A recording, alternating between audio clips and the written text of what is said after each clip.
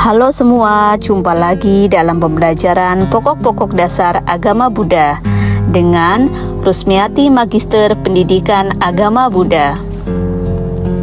Pada pertemuan kali ini, mari kita membahas materi tentang dana. Dana secara umum memiliki arti memberikan materi kepada orang yang memerlukan dengan ikhlas.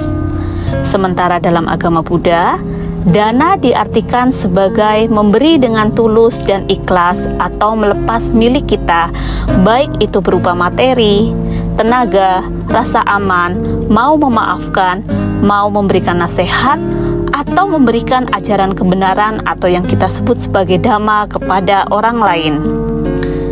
Dalam agama Buddha, dana terdiri dari 4 jenis, yaitu yang pertama kita sebut sebagai amisa dana. Amisa dana adalah dana dalam bentuk materi.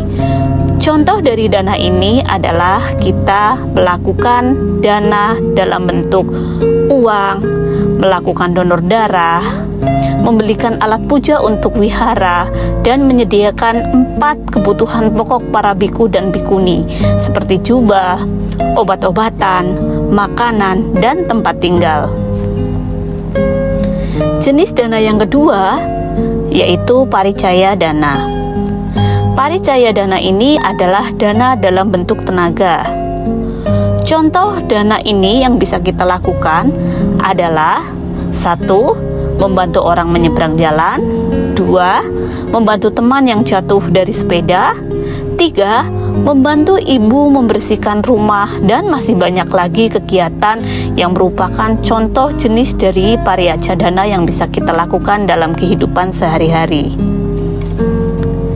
Jenis dana ketiga yaitu abaya dana.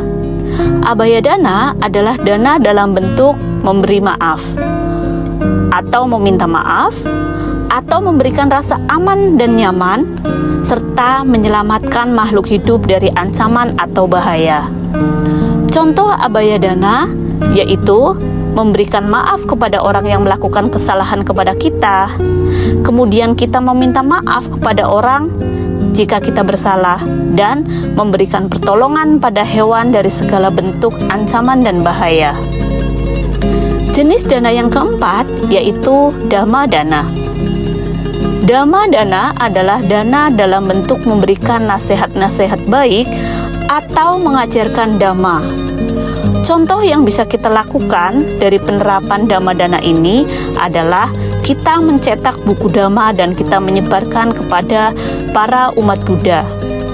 Selain itu, kita dapat melakukan ceramah-ceramah keagamaan di wihara-wihara. Dan kita juga dapat memperbanyak atau mencetak VCD, DVD yang berisi tentang ajaran kebenaran atau dhamma. Nah, setelah kita mempelajari jenis-jenis dana, kita sebagai umat Buddha juga harus tahu manfaat dari dana itu sendiri.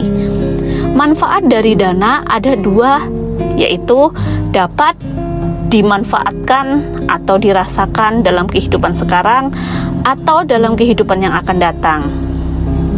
Di kehidupan sekarang, manfaat yang bisa kita terima dari kita melaksanakan dana adalah berlatih untuk melepas apa yang kita miliki, di mana apabila suatu saat nanti kita kehilangan sesuatu yang kita miliki yang sangat berharga, maka kita dapat melepas dengan ikhlas.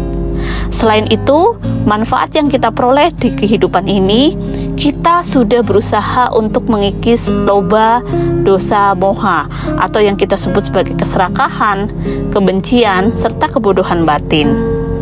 Sementara manfaat dalam kehidupan yang akan datang dari kita sering berdana, yaitu kita dapat terlahir di keluarga yang kaya raya dan hidup penuh dengan kemewahan dunia.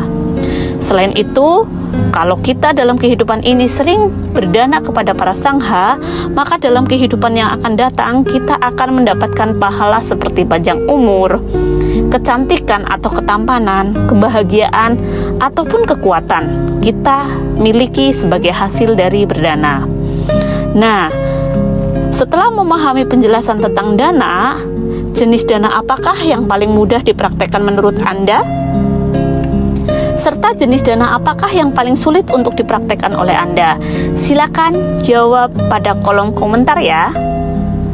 Demikian pembahasan materi dana pada hari ini. Sampai ketemu di video selanjutnya. Salam meta, sabe sata bawantu sukitata. Semoga semua makhluk hidup berbahagia. Namo Buddhaya.